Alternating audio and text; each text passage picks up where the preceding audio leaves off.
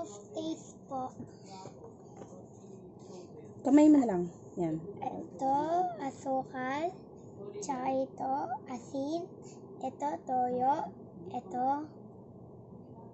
Baliktad. Ito suka, ito toyo. ito suka, ito toyo.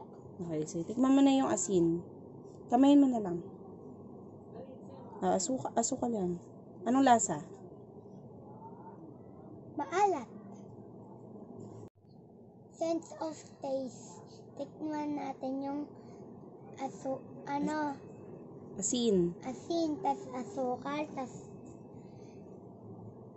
of taste. Titikman natin yung asin.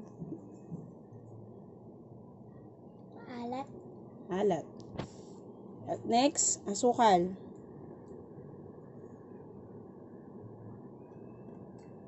Matamis.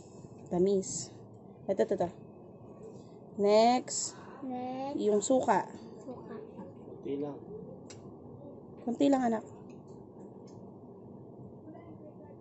Maasim. Maasim. Hindi.